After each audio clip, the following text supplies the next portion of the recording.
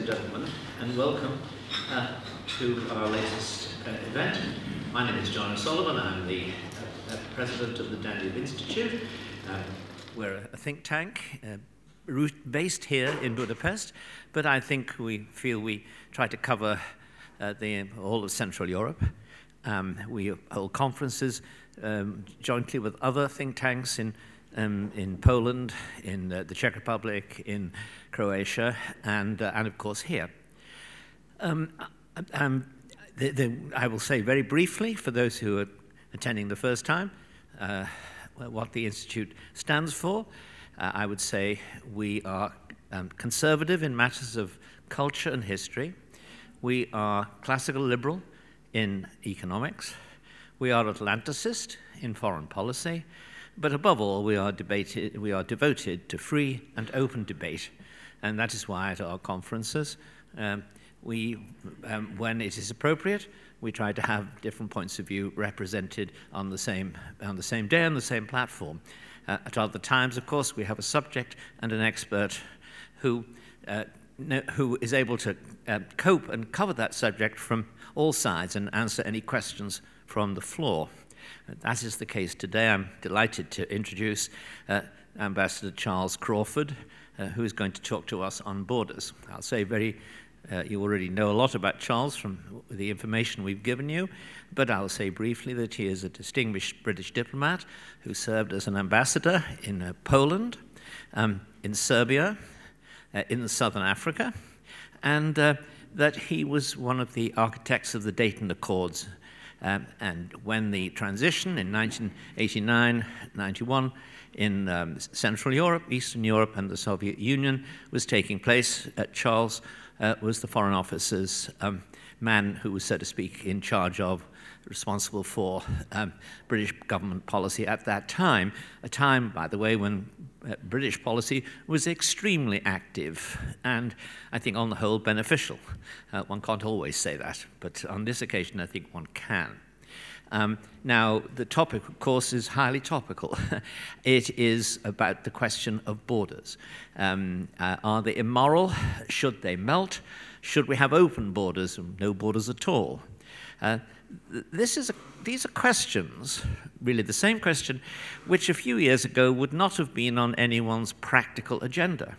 And yet, if we look both at American politics, where there's a controversy over the southern border with Mexico, and if we look also at the events that have happened since 2014 here in Central Europe, in which large numbers of refugees or economic migrants, perhaps some of them, have crossed into Europe, and in the process of doing so have created a demand to make the borders within Europe more secure, since the external borders of Europe have not been as secure as perhaps they should have been. So we've had a curious situation now since Schengen came in which it was quite difficult to get into Europe, but once you were in Europe, you could travel anywhere within it, and that, of course, has made life easier for thousands of tourists, for genuine refugees and immigrants, but also for criminal gangs and for potential terrorists. So these are questions which are both alive today, they're part of our political debate. They're particularly so in this country, where the Prime Minister, Viktor Orban, has made himself the champion of those in Europe who want stronger borders, and they are also, as I say, alive in American politics as well. So it's a very difficult and complicated question. I know that we have one or two people in the audience who have specialized in the question of borders as either academics or as diplomats. But I'm delighted to invite Charles to address this topic, which is one of the, as I say, thorniest and most important problems of the day. Charles Crawford.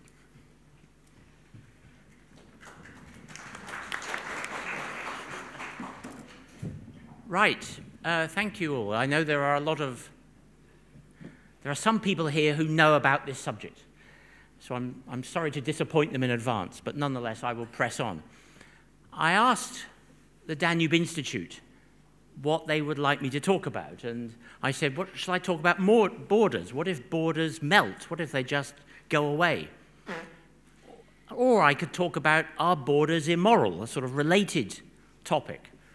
And they said, talk about both. That's good. So now you have two, you get two for the price of one here. This is one of the great borders. This is a serious border, this one. You cannot argue with this. And here is St. Peter standing outside the beautiful golden gates of heaven. And St. Peter has a job, which is to decide which way you go. Do you go through the gates or do you go to the other place? And one day, something very strange happened. These, I don't know if you have them in Hungary, but you certainly had them in Russia and Serbia, these post-communist mafia people, gangsters, KGB, leather jackets, grey socks, all this sort of stuff. A big bus full of these people had a terrible accident. And 30 or 40 or so of these communist gangsters turned up at the Golden Gates. And they said, we want to come in. And St. Peter wasn't sure what to do. Because he said, well, I'm very sorry, we haven't met many people like you up here. I'll have to go and ask what the procedure is. So he goes to God. And he says, God, there's all these communist mafia people out there. They look pretty tough. What should I do? And God says, well, look, we're Christian. We have to be generous. And we have diversity targets. We can't just keep people out because we don't like the look of them. And we have to be flexible. So I will let you decide, St. Peter. You just choose, let in the best ones. Send the others away. So St. Peter's a bit nervous about this. Anyway, he goes off, and he comes running in 5 minutes later. He says, God, they've gone, they've gone, they've gone. And God says, what, the mafia have gone? He says, no, the gates have gone. It's pretty bad. Here's me. I spent, as John kindly said, a lot of time in bilateral diplomacy. Yugoslavia, South Africa, Russia, Bosnia, Serbia. I was in Central and Eastern Europe a lot. Not so much. I wasn't at the UN, I wasn't at NATO, I wasn't at EU. I was in countries doing that. So this is me when I was a baby in the Foreign Office a long, long time ago. This is when I was the duty officer. You used to have a duty officer in the Foreign Office. It's called something else now. But you would sit up there in the middle of the night and they would bring these boxes full of important telegrams, and you would be the person who opened them and decided what to do. So I did that job for a while. This is me at the opening of the Sarajevo Olympic Games in 1984. If you look very closely, you can see me here. I was the British Olympic attaché in the Olympic Village. This is the Canadian bobsleigh team at the Sarajevo Olympics. 600 weeks later or so, 600 weeks, not so long. I went back as ambassador to Sarajevo, a new country, and this is what it all looked like. It was all destroyed because of the war. If you're interested in South Africa, you can go on my website. You can see the time when I had to talk to Nelson Mandela on my own for an hour because there was a mistake over a meeting.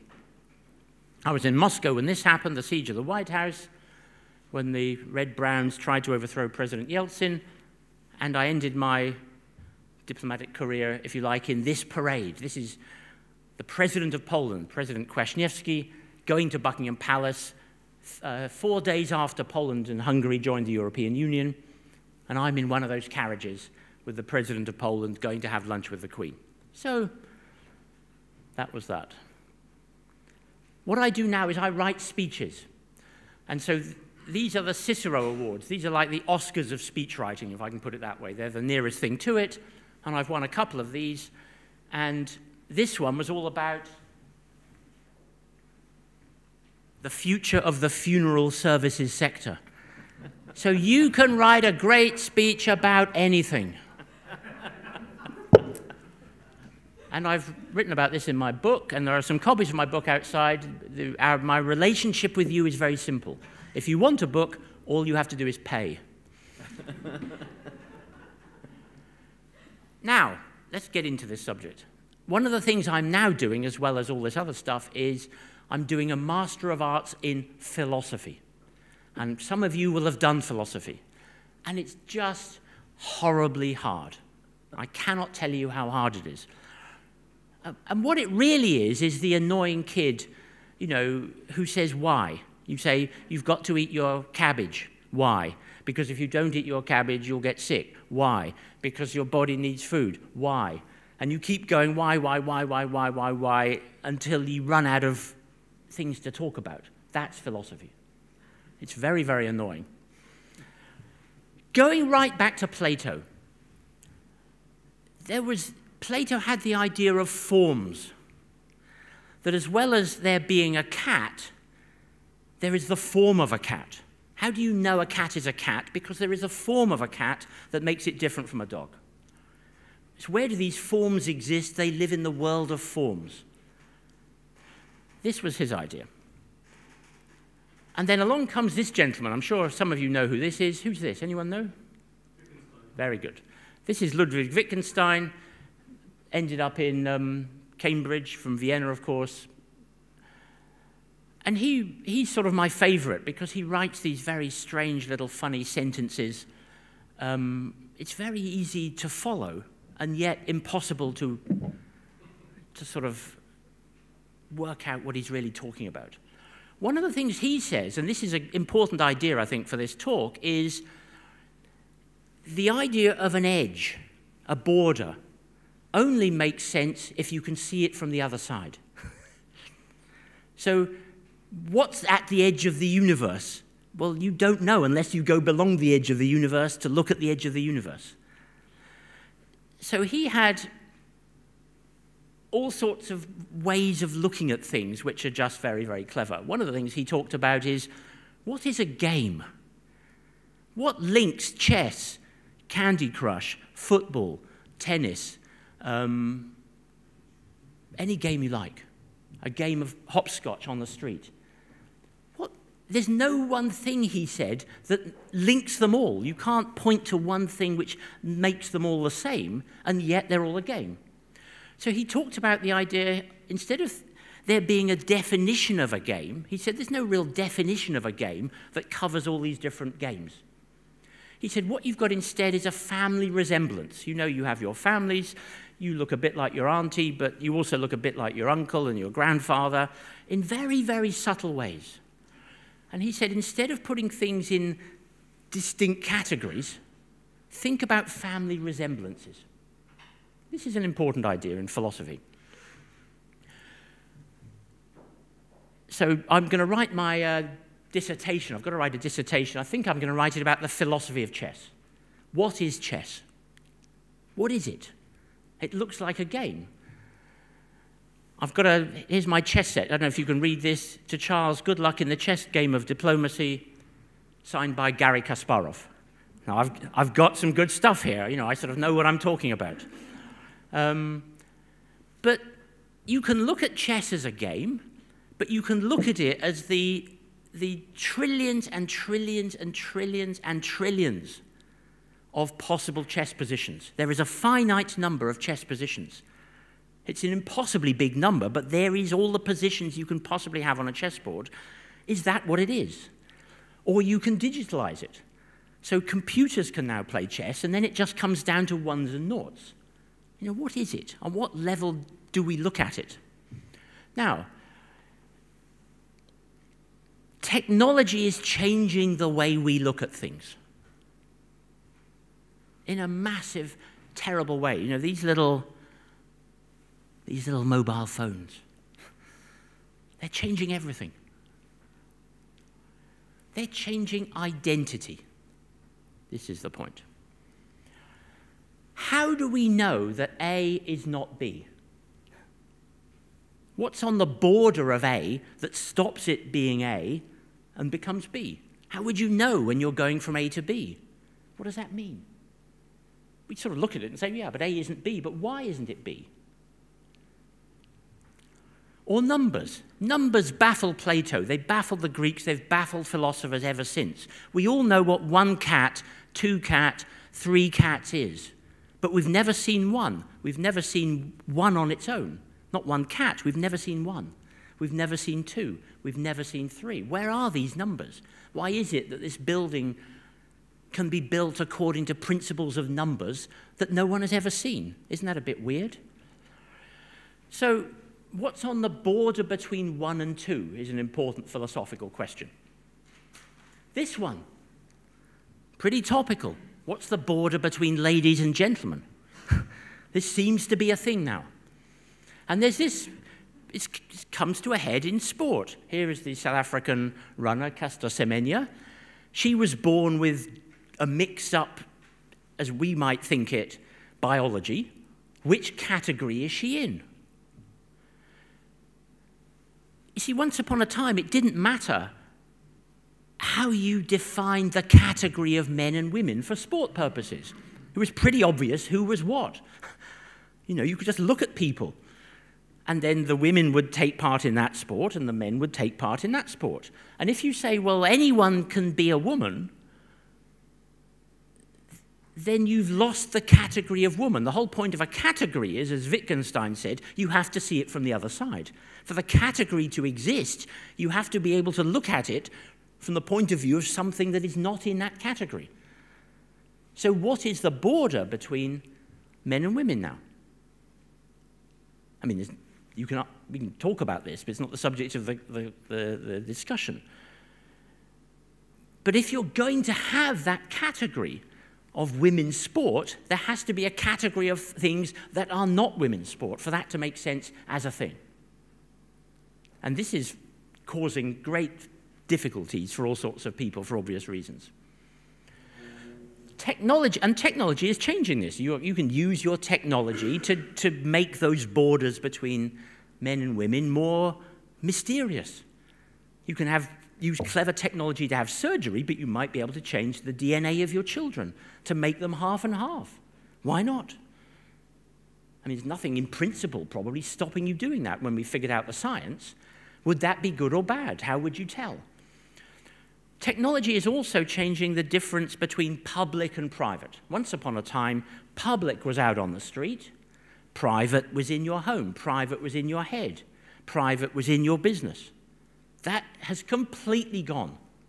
All these cameras everywhere, you know, this is a sort of private occasion. It's not really open to the world, but maybe someone out there, this gentleman here with his camera, is putting me live on YouTube. How do we know? This could be seen all over the planet very quickly. So this distinction between what is public and private has completely collapsed because of technology in lots of ways. And governments are trying to pass laws which deal with this, but by the time they've thought about what the law might be, the technology has moved on, so it's out of date anyway, before they've even passed the law. So this is very difficult. We used to think there was a border between real and unreal. That's gone. Virtual reality. This is now starting to change the way we look at things. You know, real are things you can see, things you can touch. But what if your computer allows you to see things and allows you for me to touch this thing, and I think I'm touching a giraffe? Your computer will give vibrations and maybe the smell of a giraffe. So when you're looking at a giraffe, you're touching this, you're in the world of the giraffe in a very different way that's never been possible before in human history. Big one for borders, safe and unsafe. What's the border between these things? We thought we knew, sort of. I like to use this example. This is Windsor Castle in England. And this is a ceremony, a procession, which has taken place since about 1300, every year. And the Queen and the royal family drive in a little ceremony round Windsor Castle, and they do what they do. And this is, I think, Prince Charles with, who's that there? I can't see. Anyway, it doesn't matter. But this is, I was there. I was there in Windsor Castle in a little private room. Someone asked me to come along to watch it, so we had a better place. So this is about, it's like down there on the street. It's that sort of distance. I'm taking this out of the window of the room. It's about 15 meters away. And when you go into Windsor Castle, You go through a metal detector, so you haven't got a machine gun with you, so you can't kill the queen, which is fair enough. But I was thinking, look at this. There they all are. You know, life goes on as it's done since 1300. You know, what could be safer than Windsor Castle and all the Queen's happy subjects cheering her on? Things like this. This is a little robot insect. And you could get that thing, which is about, you can see how big it is, it fits on your thumb. And you could get 5,000 of those. They can go near Windsor Castle in the middle of the night, hide on the roof, and when the Queen comes out, they fly over the roof, and they all have a bit of poison on the end, and they kill the Queen. And you can shoot down 3,000 of them if you have the right technology, but there's 2,000 more. Or you can send one of these things to Buckingham Palace. Put it on the roof, it'll go down the chimney. It'll use its little cameras to walk along, do its thing. But it can be controlled from China, or the moon, or Budapest. The people doing the terrorism don't need to be next to it. This technology is a completely extraordinary thing. It collapses distance. For most of human history, we've had battles between armies sort of based upon distance. You had to be close, and then we had missiles. But even missiles sort of have a sense of distance. These things have no sense of distance at all, really, because the internet allows you to control them from wherever you are. Very, very simply using stuff you can buy on Amazon. This isn't difficult. So safe and unsafe becomes a very, very tricky problem. So identity, real and unreal, and men and women, blah, blah, blah, all these things are about borders. Identity is all about borders. What falls within this identity and what doesn't? Obvious. Right.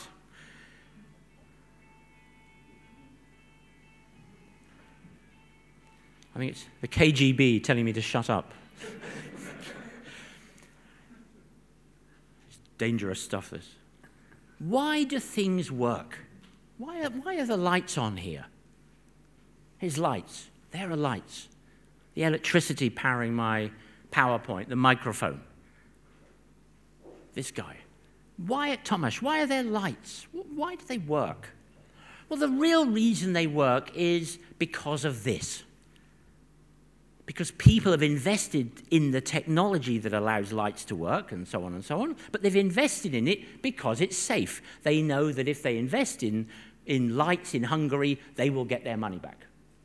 That's basically why they've done it. There is a system of law that allows things to work. Everything works, really, because of law. When you have societies with no law, they get very poor very fast, because nothing works. You can't plan for the future, because everything is just take what you can get. Law allows you to build. So where does law come from? You know, you keep asking why. Okay, well, law's great, but where's law come from? And I think in the modern sense, it sort of comes from this Peace of Westphalia, this massive gathering you had back in 1648 to end the 30 Years' War. It created a new sense of the modern world we have, I think.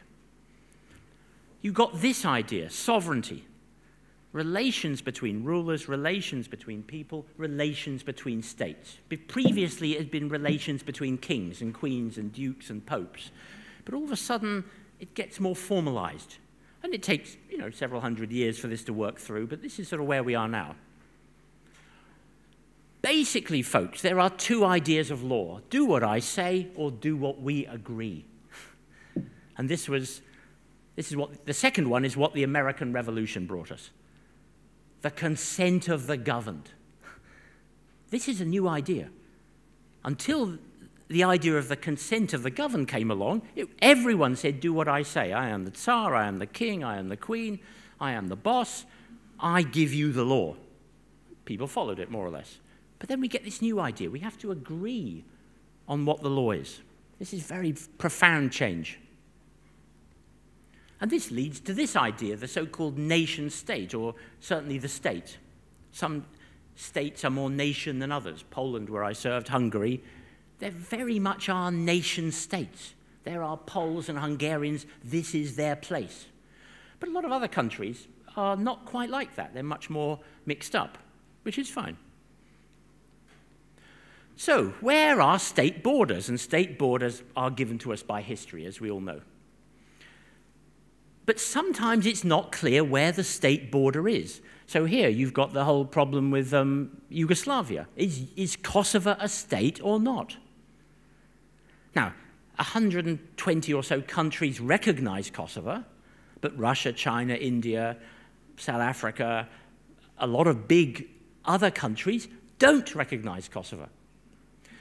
So a state is sort of a state if other countries accept it as a state. If you don't have everyone accepting it as a state, or very close to everyone, you have a real problem, like as you saw with Catalonia.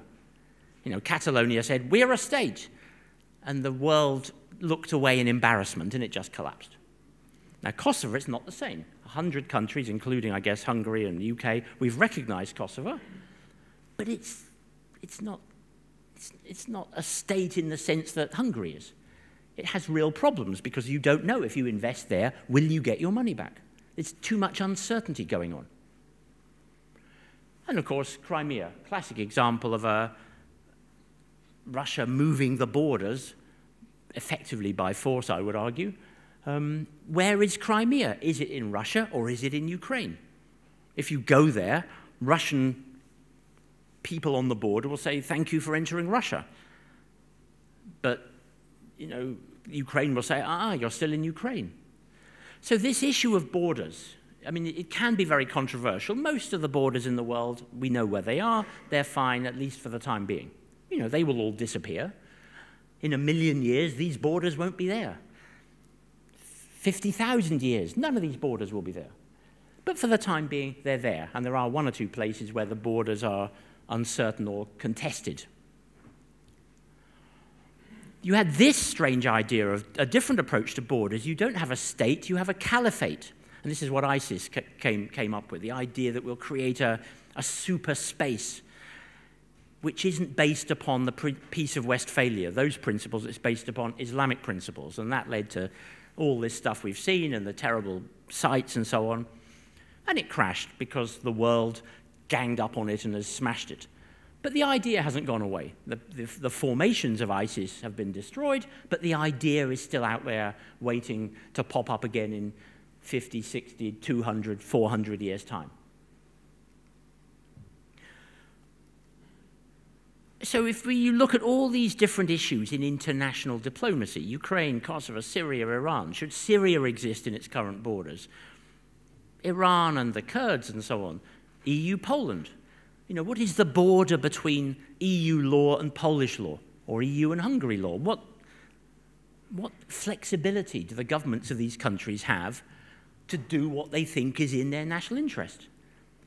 You know, they've signed up to these European principles, and if Europe thinks you aren't living up to those principles, what happens next? Big question. Then you get the issue of migrants, which was briefly mentioned at the beginning. And then Brexit. Good grief, Brexit. Here's an interesting border. More EU or less EU? This is a pretty big border at the moment. Very, very... Maybe there's a border between some EU and no EU. The EU will disappear, of course. If you go on YouTube, you can see my talk I gave in Poland 7, 8 years ago when I said, look, in 500,000 years' time, there won't be the EU. Duh. You won't have it in 50,000 years' time. You won't have it in 5,000 years' time. You won't have it in 500 years' time. You may have it in 50 years' time. You'll probably have it in 5 years' time. So somewhere in that 50, 500-year process, there will be no EU, because that's what happens. Things just move on. I mean, Brexit is interesting because it's a philosophical border on lots of levels, but the main problem is, the immediate problem is, how do you deal with the border between Northern Ireland and Ireland? This is what it looks like. This, you can drive along, and this is the border. There's nothing there, just a country road, and this is why it is, because for reasons going back into history. I don't really understand all this myself, but basically, when Ireland became independent 100 years ago, it was agreed there would be no border between Ireland and Northern Ireland. So that existential agreement for the UK and Ireland, in a sense, goes back well before the EU came along. So if Britain leaves the EU, what should be on that border? Because it's not just a border between the UK and Northern Ireland, Northern Ireland and Ireland, it's a border between the UK and the EU. Should you have this guy standing there saying, stop, we want to check your suitcase?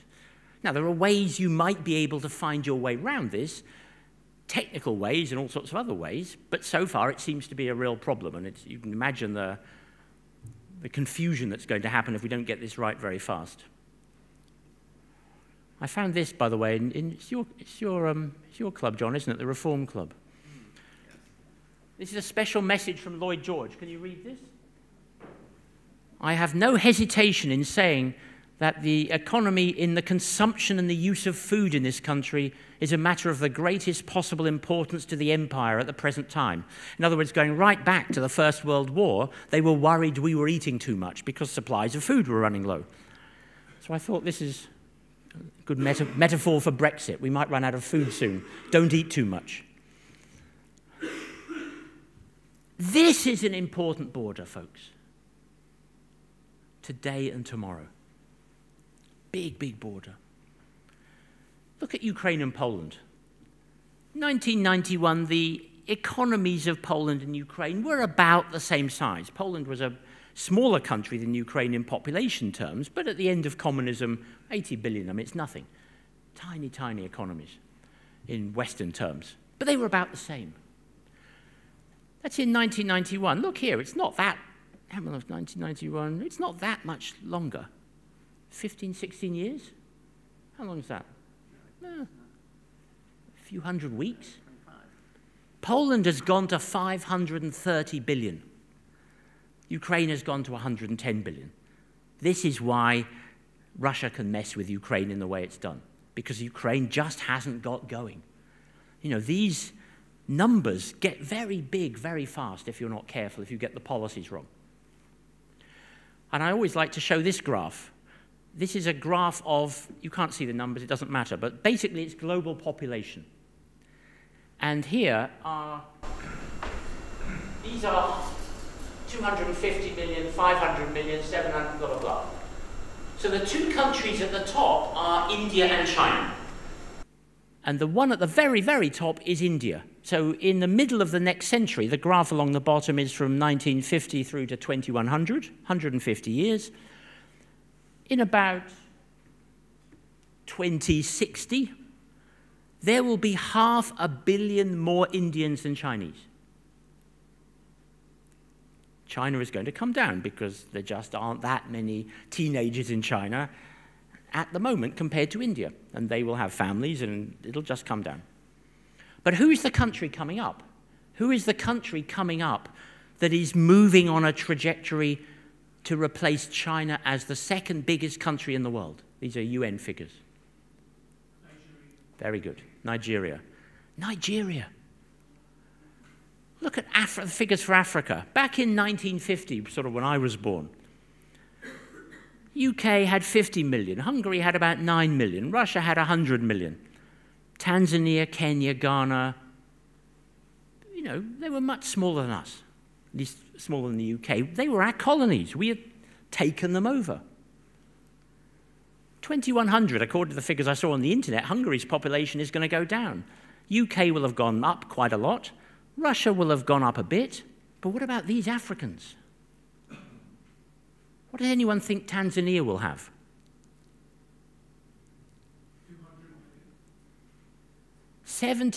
Ghana, 5 million to 74 million. 9 million to 140 million.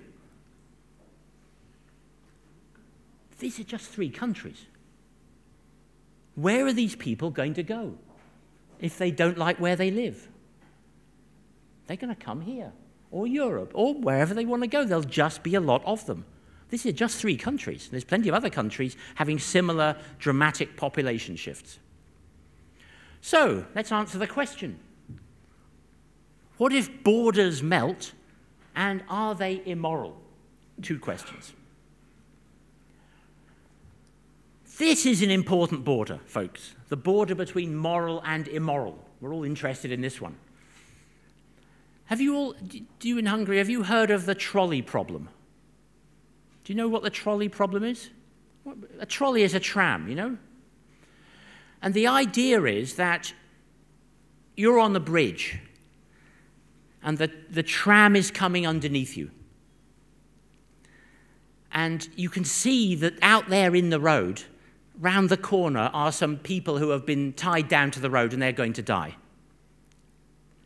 So you can pull a lever that turns the trolley off in that road instead, but then you will kill 2 people. So you will kill 2 to save 6. Do you do it?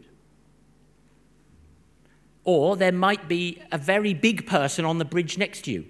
If you push the big fat person off the bridge, they'll go down and they will die, but the trolley will stop and you'll save the 6 people. Is that okay? There is a huge literature about these trolley problems. Here are the people, here's the trolley, here are the victims, here is the person on the bridge about to push them off. Should you push that person on the bridge to save 5? There's no right answer. There's no easy answer, at least. Because if you say, well, I think probably you should, okay, that seems sort of okay. But imagine you're a doctor in the hospital. There are 5 people who need transplants. There's 1 person there. If you kill them, you can take all the bits of the transplants and save 5. What's the difference between that situation and this? Philosophy. Here we go. Here's a Brexit trolley problem. There's all sorts of versions of the trolley problem. Leave or remain. So you just kill all these people by leaving. And here's another one. A nice guy never had a thought of inventing trolley problems, and there are 5 philosophy professors who like to invent trolley problems. Who do you kill? This has led to a massive, massive literature on how you work out the ethical aspects of these questions, because it's a very simple situation, but it's very hard to grasp it, and different cultures will have different views on this. My own version of this is where you go back to this first one. Just imagine there is a large, fat lady on the bridge, and I am the person behind her, and I push her off and I save the 5 orphans, the 5 children at the bottom. And I go on trial for murder. And I say, look, it was a terrible thing I did, but I felt I had to do it to save the 5. And the jury says, yes, well, this was very difficult. You are free to go. So, okay. A policeman thinks there's something strange about this. So they go to my house, and they find in my house lots of videos and weird images of fat people being pushed off bridges. If I really enjoyed pushing that lady off the bridge, does that matter? Because I still saved 5 children. It gets very, very weird very quickly.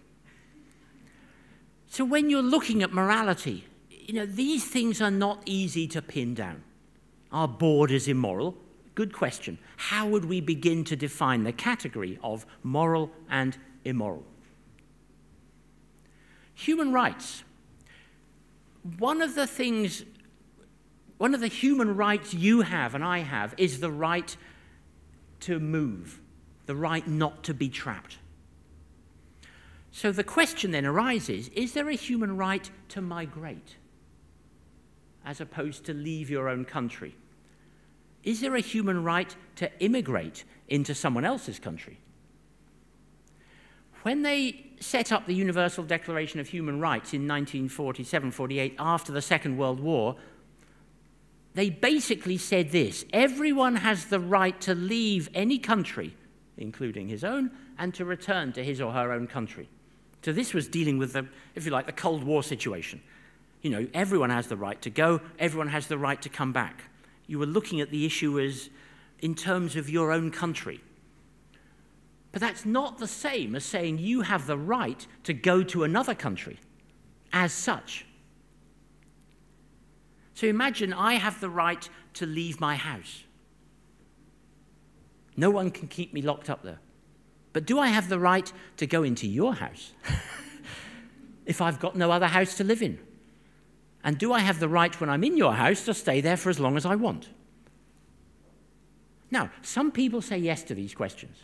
There's an academic literature which is basically making the argument that all human rights are linked. So you can't have a human right to leave the country if you haven't got a human right to go into another country. And not only go into the other country, but stay there for as long as it makes you comfortable to stay. This is now a busy thought out there in the liberal academic media, academic space. So not only do you have the right to leave, you have the right to go anywhere you want and to stay there for as long as you want. In other words, the borders are still important, it's just that anyone can cross them and go there and stay. And we see, we see this in real life. We cross borders. And in the EU, you've been given the right to go and live and work and eventually vote and so on in the UK. All the Hungarians here, everyone here who's an EU citizen has that right. I was talking to one of my colleagues. I voted for Brexit, so you can blame me. But one of my ambassador colleagues, he didn't vote for Brexit, and he's very cross about it. And he said, look, you people are taking away my rights. At the moment, I have the right to go and live in Hungary, go and live in Germany, go and work in Poland. You're taking that away. So I'm cross about that. I mean, there are answers to that. I could say, well, I'm giving you the right not to have former communist judges presiding over your rights. I'm giving you other rights instead. But anyway, he was focusing on the ones I was taking away, not the ones I was giving him. So you can see, I think this is the situation in Calais. You get all these terrible situations where people get stuck at borders. Refugees, migrants, and so on, the things John talked about at the start. I've talked about the border between here and there in the context of these, little robot insects. Where is here? If you want to send an insect to attack the Queen, where is the attack taking place? Is it taking place in Buckingham Palace, or is it taking place in the mountains of Afghanistan? I mean, legally, where is it happening? It's not clear. So the border between here and there is eroding. So this is a young lady, she's only a girl, 14 or 15, being beaten in public in Indonesia because she had a boyfriend or something. Now, what do we think about this? The guy with the stick, should we keep him out of our country? If he applies for a visa, should we say, no, we don't want people in our country who beat teenage girls with sticks in public? You are a crazy person, you can't come in. But that might rule out millions of people because these things are quite popular in certain parts of Indonesia. How do you have a test in your visa regime to keep people like him out? What would it look like? And if you don't keep him out, he's not there, he's here. He's doing his thing in the Islamic community in Hungary, in London, in Paris. These are very, very... The distinction between here and there was fine in the 19th century because they were there. You could go and look at them and write books about them. But suddenly they're here, and that's a different thing. And this young lady is, you must have seen her on the news, she's a young, extremely stupid British person who joined ISIS. And I think she had 3 children. I think 2 of them were killed. I don't know how many husbands she had, but she now wants to come back to the UK, and the British government is saying, we're going to take your citizenship away because you joined a terrorist organization, you went there, you stay there, you're not coming back here. And so there's now a big legal fight about this and her status of her child. Is the child British or not? And blah, blah, blah. You can see how these things get very, very, human rights concerns aren't trivial here, for sure, because they apply to us as well. We may have situations where we want to know if our children are born abroad and I'm this, what rights does everyone have? So she is right at the frontier of this issue. Is she there or is she here? And if she's gone there to join people to kill us here, should we have her back? Very live, practical question. And there's hundreds of people like her who have to be moved somewhere. And then you get this, they started off there, but they're coming here. They're in the boat, just jumping off. And so on and so on. And so we end up with this, borders and fences, and this, this, if you like, goes back to the ancient Greeks or the ancient Chinese or the ancient Romans. We don't know about all these clever legal problems. What we're going to do is build a wall, because that seems to work better than anything else. We can argue about these principles for years. But if you want to stop people coming in illegally, you've got to stop them. And if you're not prepared to shoot them, you have to do something like this. So, what if state borders stop working? This is the question. If anyone can go anywhere and then stay there and insist upon becoming a citizen, what happens to the idea of the nation state? What happens to the idea of borders? Let's test your excellent understanding of philosophy. Who said this? Introduce anarchy, upset order, everything becomes chaos. And the thing about chaos, it's fair. Who said that? John, you must know the answer to this. Well, I don't. There's a Shakespeare quote. Shakespeare. Something like that, but it's not Shakespeare, this one. No. But the interesting idea is, why is chaos fair? That's the interesting thought in this. You can see why you can bring in chaos, but why is chaos fair? Why would anyone think that chaos is fair? Well, the answer is because the people like us in this room, we sort of like rules. We are all people, civil servants, business people, officials, voters. It's all about rules. And rules are good for people who like rules. But if you don't like rules, if all you have is human strength, human courage, human determination, human cruelty, human cleverness, human stamina, we're all equal. None of this rules stuff. The rules on the whole are there. They say they're there to make people equal, but they're not really. They're there to stop strong people being strong. If you take away those rules, it's fair. Everyone is equal. And then you fight and see what you can get. This guy. Of course. Very powerful idea. And this is what ISIS effectively were saying to us. Think about chaos, it's fair. And some people say this is fair. These boatloads of immigrants, migrants, refugees, it's fair. It's fair that they should come to your country because they have the right to leave their own country. It's fair because you're richer than them. They should have some of your money. You can afford it.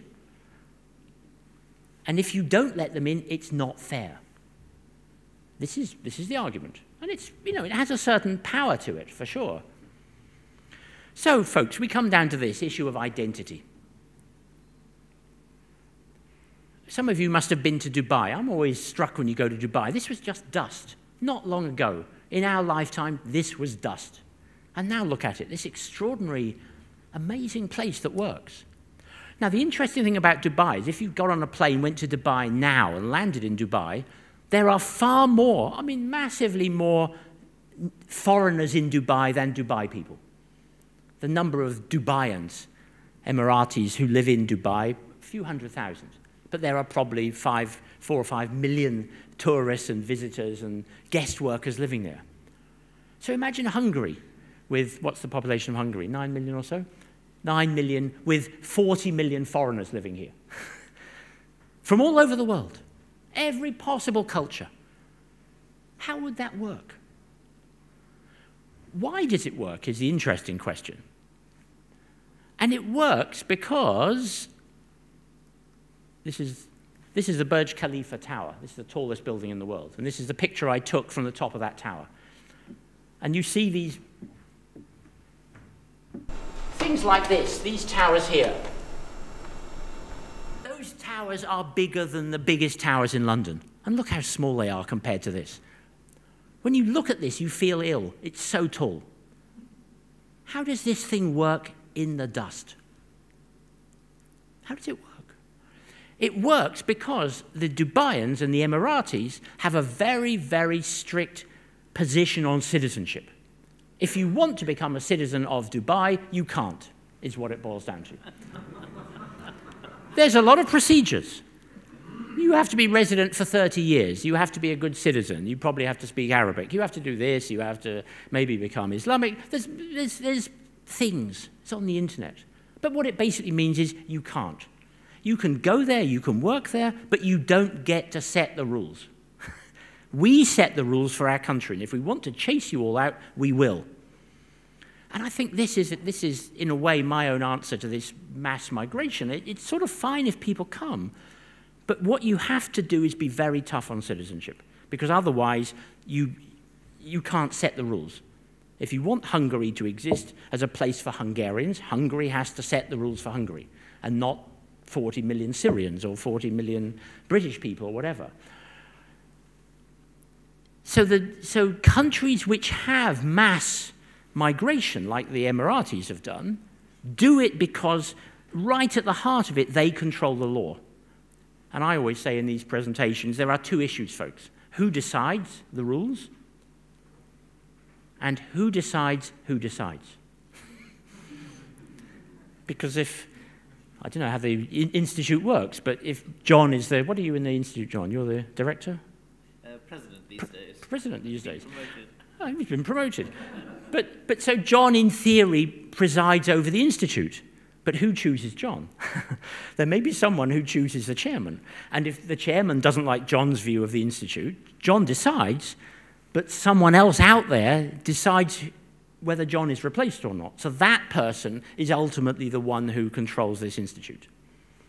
So with migration, or borders, if the borders are going to exist, you have to have very clear, established, almost philosophical, frankly, propositions of who decides, what goes on within those borders, where they are, and who decides who decides. And if you say anyone can show up, and they in due course will become citizens, you're heading for a massive conflict, because that is too much. That is the risk, I think, at least. So, folks, let me just sum this up. Ooh, too long. Identity is about borders, and that is partly about philosophy. In fact, it's a lot about philosophy. Keep asking why, and you come back to these very broad questions, and you can't hide from them. And if you try to hide from them, you will get into trouble. Here's a border. Law or no law. And if you don't have law, you don't have a state. And if you don't have a state, you have this. Just a dead body of a little boy in the sea, washed up from somewhere because in his country, there was no law. And he was trying to come to countries like ours where there is law. And this is what happens if this border collapses. And the fear of this happening is what leads to voters voting for these so-called strong men. All this fancy-pants Western liberal stuff, anyone can go everywhere they want. No. We want someone who is going to set the rules and uphold those rules. And this is, it's no surprise, I think, we're seeing leaders like this coming forward, not because the people who vote for them are bad, or even because the leaders are bad, but because they represent a sense of unease, that rules and laws are sort of melting, and no one knows what's going to replace them. Let's finish with this one. There was this customs officer who'd worked on the border between, let's say, Serbia and Kosovo. And he dies, and he goes to St. Peter. And St. Peter has his little book, and he looks in the book and he says, well, Dragan, it says here, you did some very bad things. You smuggled all that, gold, and you smuggled mineral water, and you smuggled all sorts of things across the border you shouldn't have smuggled, and you cheated on your taxes. This is very bad. For those reasons, I should send you to hell. But on the other side, you looked after your elderly mother. You were kind to your auntie. You did give some of your money to charity, and you sort of helped people out. You had a good attitude. So, for those reasons, you should probably come into heaven. So I don't know what to do. Should I send you to hell, or should I send you to heaven? And the man says, if it's okay with you, I'll stay on the border. Because the borders are where the interesting things happen. The end. Thank you.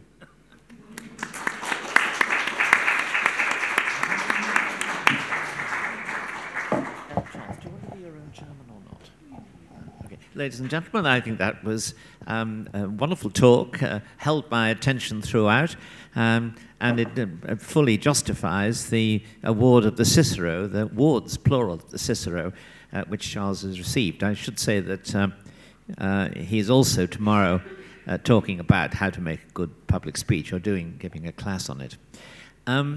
Now, I think we've had an extremely varied speech. I must say I didn't expect that it could cover as many interesting topics as it did, but it all was one of those speeches which seemed like, one of those novels in which you wander through different lands, but at the end it all came together in a logical whole. Very fascinating. So I'd like to invite questions or statements which, if you can, do add a question mark at the end, but who is the first person who would like to contribute something?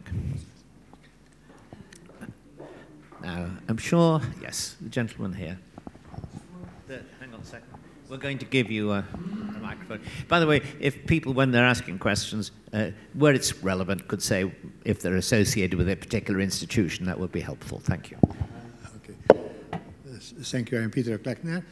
And first of all, I would like to congratulate to our speaker, because his speech was very, very, very investigated for me.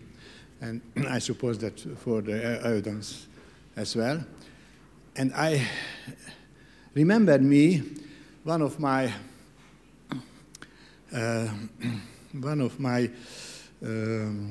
sayings, because I am a trainer, and even I am a member of the sports club, and I always say to the younger people, please keep the rule, because the rules keep you. Thank you very much.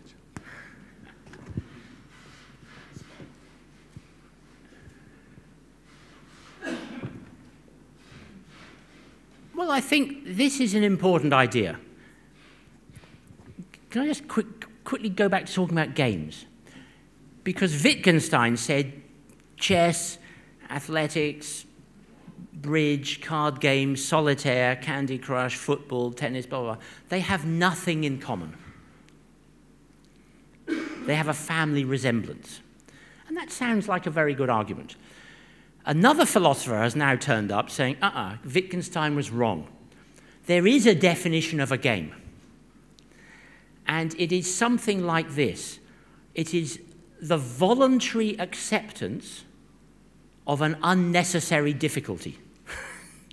In other words, you have to kick the ball. You want to kick the ball, but you've got to kick it between these sticks. Or you want to hit a golf ball, but you've got to hit it with a stupid stick into that little hole 500 meters away.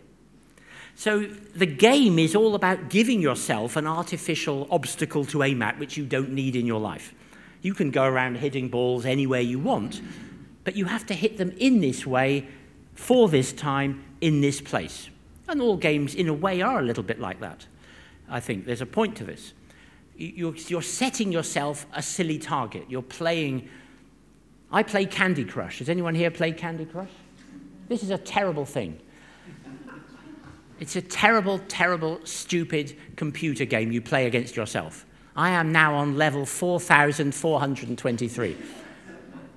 Why? Because I'm battling against this unnecessary obstacle of trying to solve Candy Crush. So I think your point, sir, is very interesting. Because when you have rules, they set you free. This is the point about Picasso. You know, if you go to, we went to the Madrid the other week, and there is Guernica, the painting by Picasso. If you haven't seen it, you have no idea how big it is. It's like this. Absolutely enormous picture. But if you look at Picasso's early work, he was really good at painting and drawing. And as he goes on through his life, it becomes bigger and more abstract. But he has the technique. He knows the rules, and the rules are looking after Picasso, and they allow him to do things which go beyond the rules. But because he has the rules, he can be really good. And if you want to be a sprinter, you have to accept the rules of being a sprinter. And if you want to be Ronaldo, you have to accept the rules of football. And when you've accepted that artificial limit, you can do amazing things.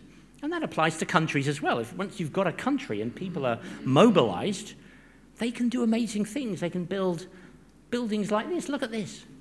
They didn't even have email when they designed this. How did they do this? How did they build these things when there wasn't even electricity? This is very impressive, and they managed to do that because of rules. Now, that doesn't mean rules are always good or that the rules are the right rules, but rules, in a way, do set you free. And I think this is part of the risk of having a world with no rules, is you will end up not being free in that way. You are not free to create in a situation of chaos. Next question. Yes, the gentleman there. There's a lady over there. Hi, Charles. My name is Henry Scullion. If you watch YouTube at the moment, it's full of advertisements for genetic test kits. And the family is one of the oldest, well, it's the oldest institution. It's causing a huge amount of problems because with these tests, suddenly people are finding that they inform you of other people with a close match.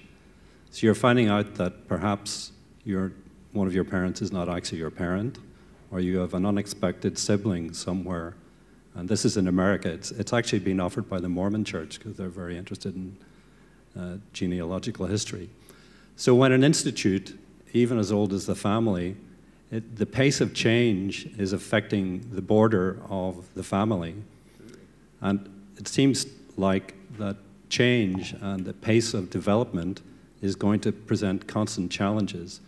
Now, a country's border is a solution, the nation state is quite a modern concept. A couple of hundred years ago, it was people owed their allegiance to their local leader or potentate. What comes after the border? Once you've put the border up, you've got your rules, that becomes a target. How do you keep coping with change after that? Well, that's excellent, excellent question. I think the family stuff is very interesting because, remember at the beginning I said, what is chess? You can look at a chess set, you can look at the chessboard, you can play chess.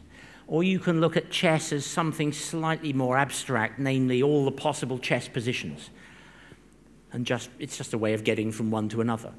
Or you can look at it in terms of ones and noughts. You can look at it in more and more abstract ways, and that's what we sort of do now. Once upon a time, knowledge was about what you could see and touch. You know, people didn't know what light was. They didn't know what heat was. They just thought there were things out there bobbling around in the air, which of course there are. But now we can look deeper into things. And so the family, I don't know about your family, but I can, in our family, most of families in the UK, they can probably name about 20 or 30 family members, some aunts, some uncles, some cousins, some grandparents. It's that sort of number, typically for British families.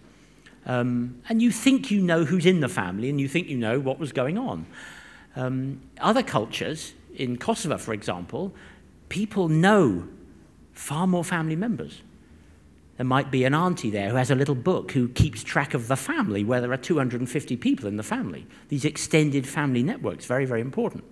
So your point, I think, is very interesting. Namely, It's a bit like the chess example. We're looking deeper into what the family is and finding things out that weren't there on the surface. You know, you may think you're not Jewish, and it turns out you are, just in some sort of DNA sense.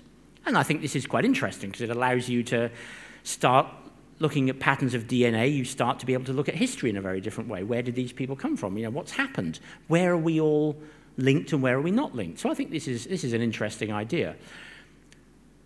This next question you asked, though, is a very big one. What happens when the nation state dissolves? And as you said, it's a very modern idea. For most of human history, we haven't had nation states. What we've had is powerful people controlling a space until they couldn't control it anymore. And then after that, you have dragons, until you come to another space that someone controls. So maybe, this is what I think, some people say, oh, we're going back to the 19th century when you look at Putin in Crimea. You know, people taking land. Well, yeah, maybe, but maybe that is on the route back to the 13th century, where what you have are city-states, effectively, powerful local areas that can be controlled because you can physically control them, and outside that, weird things start to happen. And you see this in the UK. You know, London is now, there's a ring of steel in London around the city. There are physical, technological borders there to protect this amazing global asset. But London, some people are saying London doesn't want Brexit. Why can't London stay in the EU? Why can't London have its own taxation powers? It's 8 million people. It's bigger than a lot of European countries. Why shouldn't London be independent? Good question. Why shouldn't it? I don't know. I mean, it just isn't. Who should vote? Should people in London vote on that, or should all British people vote on that? If Scotland wants to become independent, should I have a vote? I live in England, but I'm genetically half Scottish. Do I have a vote or not? Apparently not, because I don't live in Scotland. So I think in a bigger way, if anyone watches this on YouTube in 300 years from now, they will say, yeah, he probably got that right. We were moving to a world in which that Westphalian system was doomed. It was just too rigid. And when you say, how will we cope with change, maybe we won't. You know, the traditional way of coping with change is to have a world war, or to have massive wars, or 30 years wars.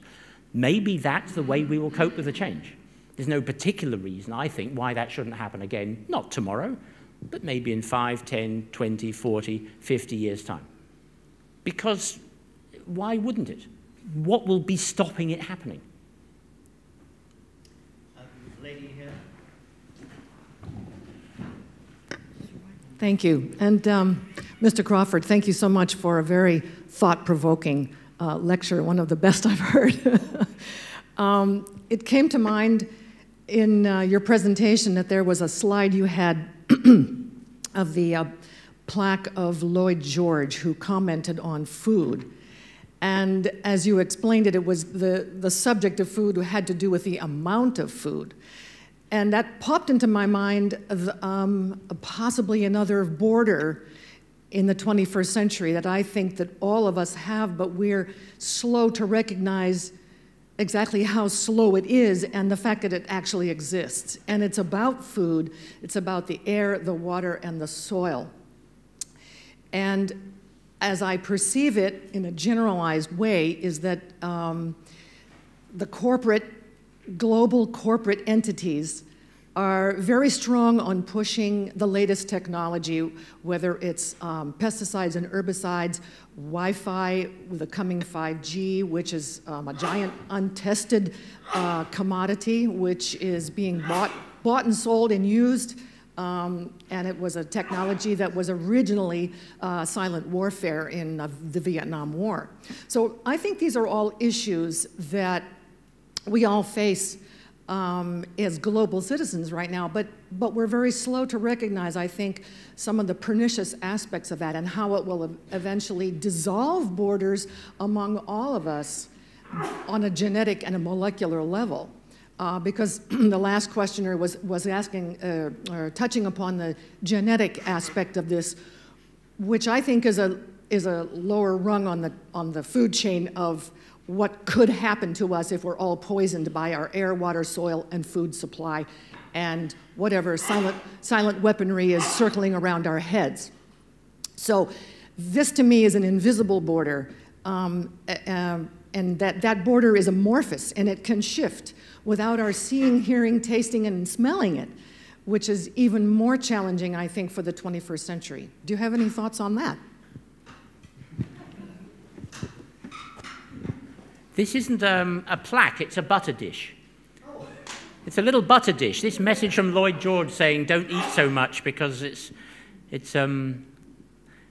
economy in the use of food is a matter of the greatest possible importance to the empire. This is going right back to 1919. This is in John's Club in London. There's a little case where they have things like this, and this is it. So he was a member of the Reform Club. Yeah, very distinguished. This is the Reform Club in London. Lloyd George, Prime Minister, was a member of the Reform Club. So this was social media back in 1919. You didn't have Twitter, you put it on a butter dish. I mean, I don't know what the answer to that question is, because some of these things are so sort of enormous. You know, you can't put your head around them. I mean, and I think, in one way, I think you're absolutely right, which is that it's not just that these things are affecting us. It's that we are implicated in wanting them as well. You know, I want the latest Apple gizmo. I've got my Apple Watch. I've got Apple everything. I've sold my soul to Apple and Amazon and Google. That is a thing that's happened. Because, and there are advantages from that. You know, you can get on WhatsApp and you can talk to your cousin in Canada and your auntie in Australia and your friends in Brazil, all at the same time for free. When I was in Yugoslavia, I had to phone that beautiful lady who became my wife. She was in Barbados. I had to book that call 3 weeks in advance, and it cost me a month's salary. Communist Yugoslavia. Now it's all free. You know, and that is very powerful for people. People will love your question, but just a minute, I've got to call my auntie in Australia for free. You know, there's always going to be temptations not to think about it. And personally, if, you know, you get into trouble if you say things like this, but for me, climate isn't such a big issue as the things you're talking about. You know, depletion of our natural resources and sort of poisoning things, I think is much more acute. Because if you think about all those Africans. Those Africans are going to get richer. They should be richer. Why should they be poor like this? But 2 billion Africans all on the internet creating things, doing things, building things, they're going to get richer. And if 2 billion Africans each have fish and chips once a week, that's 2 billion less fish a week, which is, what's that, 100 billion less fish a year. That's a lot of fish. I mean, I don't know how many fish there are out there, but you're starting to influence the absolute number of fish, simply because there are just people. You know, people are an invasive species in that way. We're just going around gobbling up everything. And, you know, what's the answer to that? I don't know. I mean, the answer to it is that in 50 million years' time, it won't matter. The giant cockroaches will be running the world, as they always have done. And this will just be a funny little thing that happened and went away. So, you know, maybe we shouldn't worry about it. I don't know. It's very hard to say. But I think the point you're making is really, you know, it goes beyond important. It's about trying to identify what problems we're causing and what things we're solving. And if we don't have a border which we can find for the problems we're causing, and we don't even know we're causing them, they can get pretty damn big very fast, and they can eat us up. And what's the answer to that? Probably we get eaten. Could I just ask a question, a very quick addendum to that? All those pressures that the lady was talking about, they're partly maybe entirely generated by increase of population that you described. And I wonder if the figures you gave there take into account the impact of the education of women, since, as we know, that is something that then leads to the reduction in the birth rate and so on. And it does seem to me the great problem there is to get societies of the kind you're describing to accept better education for girls. Okay. Right. This is the moment where you have to show that you understand maths. Everyone gets very nervous. Let's take a country like, say, Tanzania. Okay? Tanzania, the reason its population is growing is because there are a lot of young people. Right, so let's say Tanzania looks at this chart and says, oh my goodness, this is very bad. What we've got to do, we're going to pass a law saying that no couple will have more than 2 children. And we pass the law, and everyone has no more than 2 children. We have education of women, we do whatever it takes, but we have a law. And if you have 3, you stop. If you have 1, you can have 1 more. If you have 2, you stop. And that law is 100% respected from the day it's passed. This law completely works. Forget migration. Just take Tanzania as it is. Question. When does the population stop growing? In about 20, 30 years. Why? Why? See, I'm a philosopher. I'm asking why. Making you nervous. Because the people who are already teenagers are like rolling like a snowball for the population. This is the basic idea. If you think about it, why does a population grow? It grows because more people are born than die. There's more coming in at the bottom and not so many at the top. That's why you have the population pyramid. There aren't many people who are 100, but there are quite a lot of people who are 6 weeks. So Tanzania has a very wide base of its pyramid and a very small top. So Tanzania's population will stop growing on the day the baby born today dies. Because that's when that baby will be at the top of the pyramid. And that may take 70, 80 years.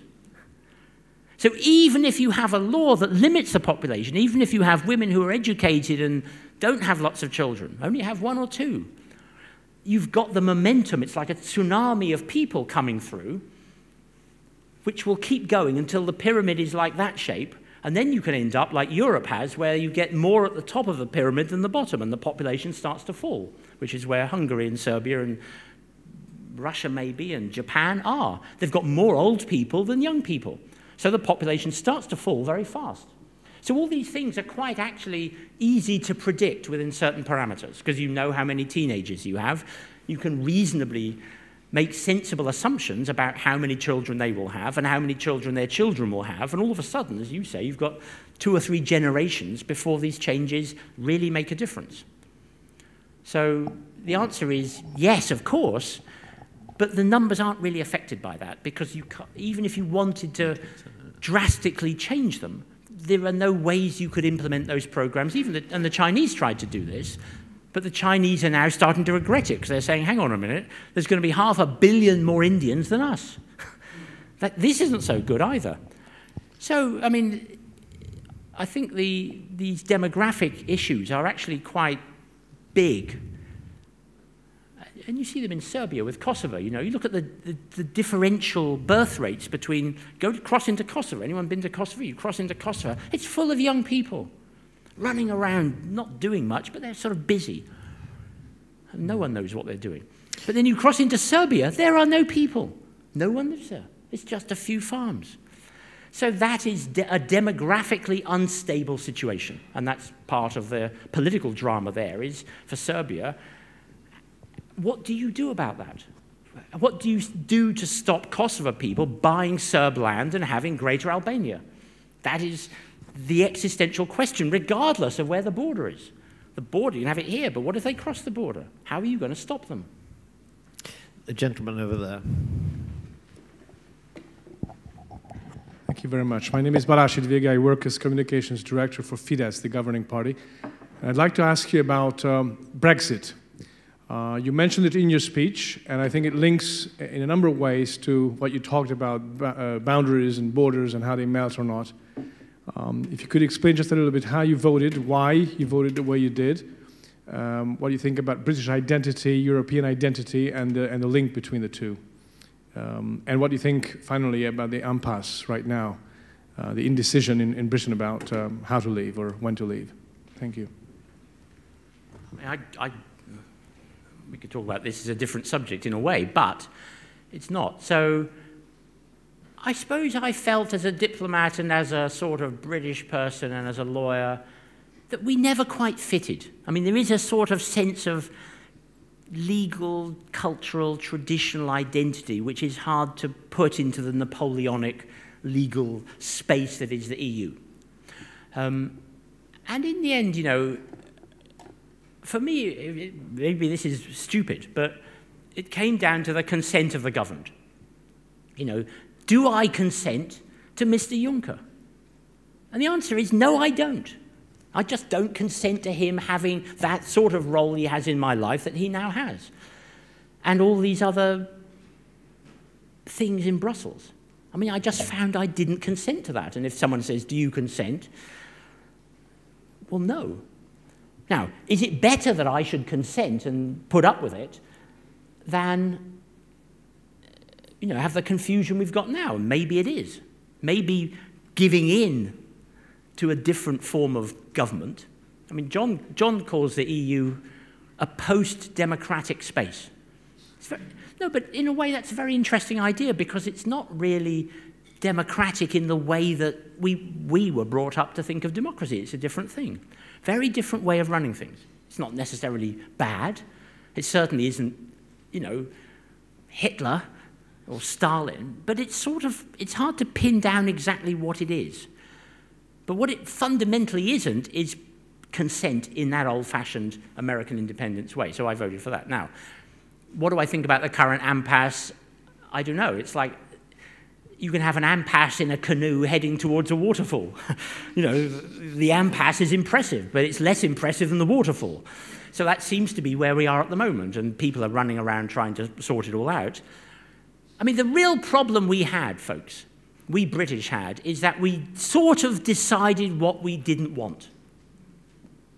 We don't consent to this. Fine. What do you consent to? Well, we don't know. This is sort of where we've ended up. So we went into the thing not having a clear plan as to what it is we actually wanted, and the government have been unable to give us a clear plan. Are we in the customs union or not? Are we like Canada or not? Are we like Singapore or not? Are we like Ukraine or not? I mean, what model do we want? And we've never seemed, at least to my understanding, to have sorted this out. And if you can't sort this out, you end up in a terrible negotiating position. I give classes in negotiation as well to anyone who will pay. And, you know, you've got to know what you want. And if you don't know what you want, other people know what they want. So we'll see is the answer. But I think underlying it, you know, for Hungary and Poland, I mean, there are big issues about what you want Brussels to do. When we joined the EU, everything was done by consensus. So every country had a veto on everything, pretty much. And then they said, well, look, you know, the EU's got bigger, so wouldn't it be better if just in one or two areas we didn't do it by consensus? And these are little things everyone can agree, we'll just decide some other way. And they said, well, okay, that seems fine. And that went on for a while. And they said, well, now that we've shown that we can work without consensus, why don't we have more areas where there isn't consensus? And everyone said, well, I guess that's okay. And so you had voting of different sorts. And then it gets to the point where it's 50-50, consensus or not, and it flips over into everything is not consensus, apart from one or two things where you have a veto, which is where we are now under the EU treaties. So in most areas of EU competence, it's done by majority voting. So Greeks, Hungarians, Germans, Maltese can decide what goes on in the UK, and we can decide what goes on in your country, even if you don't like it. In most areas of EU competence, overwhelmingly areas of EU competence, 2 or 3 things are still veto. What are they? The money. Who pays? This is pretty sensitive. You cannot have Hungarians and Greeks and, you know, Cypriots and British taxing the Germans to pay for themselves. Germans won't accept that. It'd be insane too. And the other big thing, which is not a veto thing, is the EU's own voting rules. Everyone has a veto on changing the rules. Who decides who decides? Everyone decides who decides, and everyone can block a change. So the way the EU works is, it's not if you're in the majority. The key issue is, can you be in a blocking minority? Can you block? This is where the power comes from. And so, you know, you can see the issues involving Hungary. You know, Poland will block some of the, will find a way to block some of the things it doesn't like affecting you, and vice versa. Anyway, this is a sort of separate set of issues, but I think it is, I think the EU will come to be seen as a high watermark of a certain form of integration. No other region of the world has anything like the EU.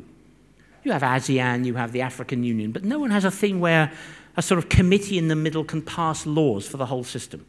This is pretty radical in terms of human history. And I think in the end it won't work, because you cannot deal with the issue of consent and identity strongly enough for people not to be unhappy. And you've seen that in our case.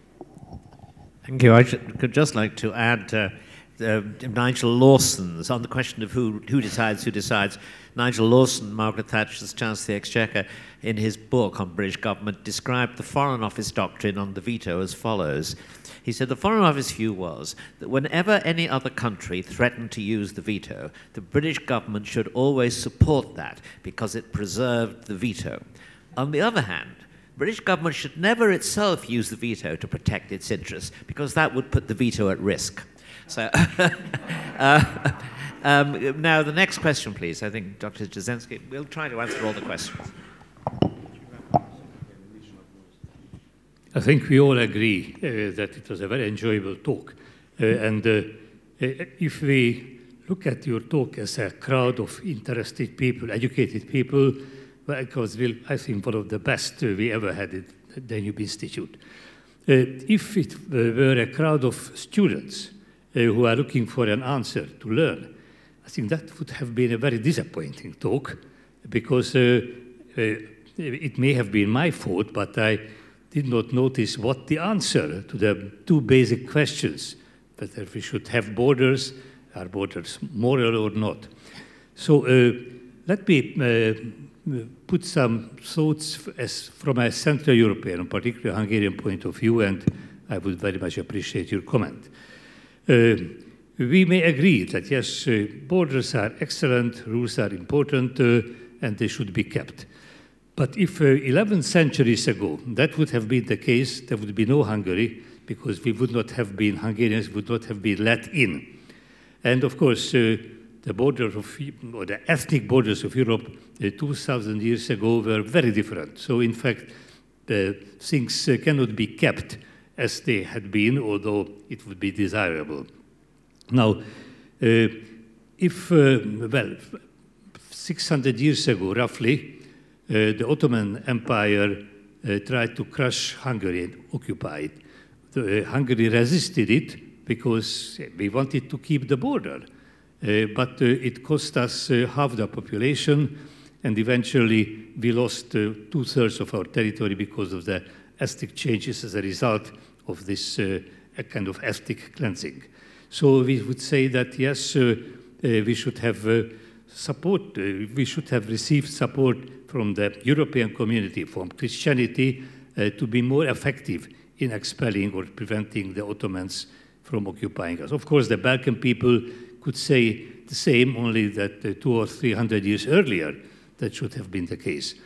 Now, 200 years ago, or 150 years ago, Central Europe was a kind of a small European community, Central European community, no internal borders, common currency, even had a common army. And at the end of the First World War, it was destroyed. That made Hungary a foreign country for 3.5 million Hungarians. So we said that, well, these borders are very unfair. 70 years ago, during the height of communism, Hungarians and so many Central East Europeans had this iron curtain, not only on the western border, but they could not travel to each other. So one of the great desires was to change it, and with the 1990, it was realized that we no longer need passport, visa, and we can travel freely. So that is excellent. But now the question arises where to stop.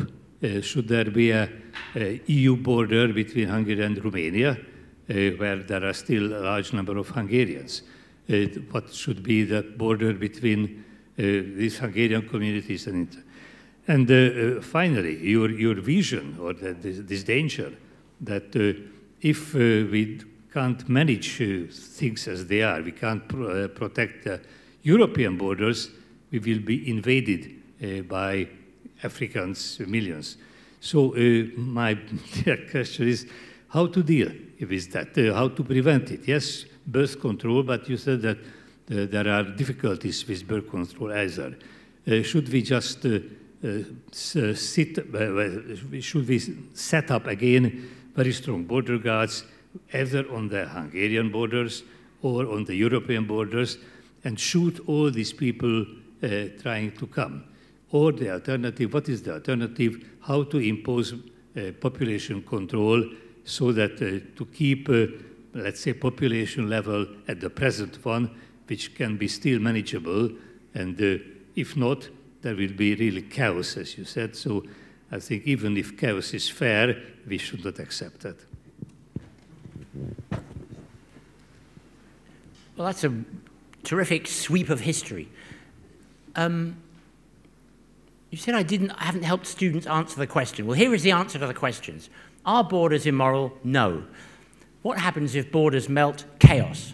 Those are the answers for any students who are interested in the answers.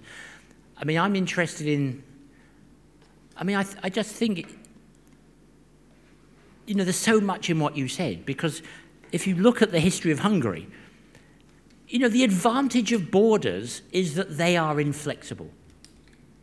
You know, they don't move. When you cross from Romania into Hungary, you're moving into a different legal space. People say within the EU, borders don't matter, but they do matter. If you have a car accident in Romania, you'll be treated perhaps very differently than if you have a car crash in the UK, you have a car crash in Hungary. These legal orders are very important, the traditions. So just because there isn't a border sign, don't think that there isn't a border. There's a legal border, and this is very, very profound and important. So borders in that way are inflexible. But because they're inflexible, you end up in the situation you've described very nicely, which is there are a lot of Hungarians not in Hungary. Once upon a time, they were in one sort of family space, and then all of a sudden, they're divorced. They maybe need a visa. They're locked in. And this is the problem with the Russians in the former Soviet Union. Look at Russians in Kazakhstan. Look at Russians in Estonia or Latvia or Belarus or Ukraine. You know, Mr. Putin is busy giving these people Russian passports to allow them to become Russian citizens. So he has a sort of right to protect them, even though they're not in his country. So the Putin policy is precisely this. How do we get the Russians together?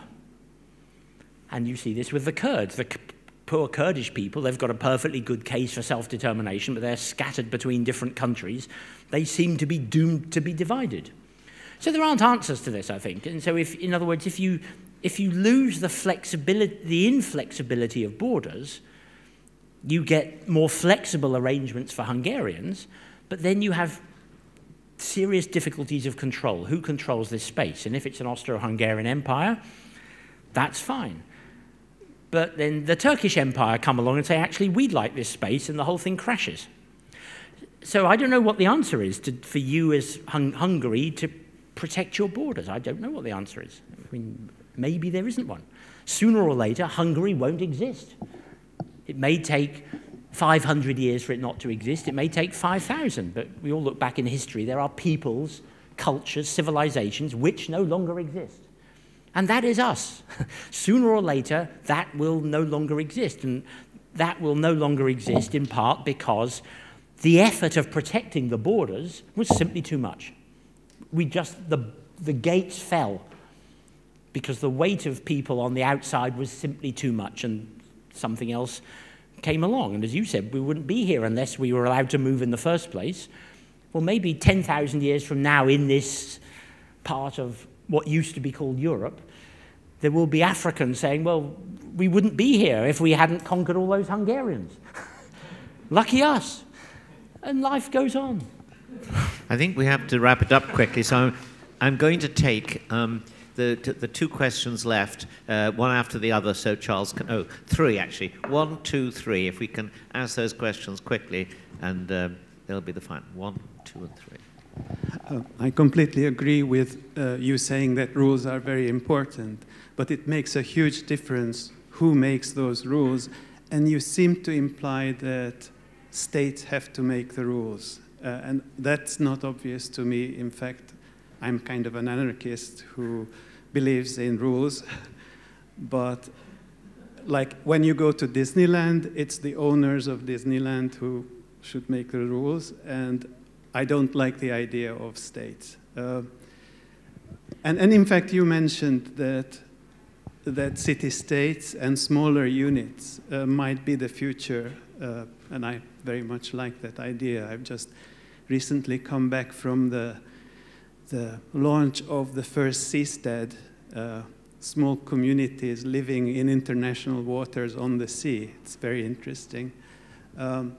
The other comment is that you mentioned this example of you having to let other people live in your house as an analogy, but you owning your house is very different from a state claiming to own a territory, no?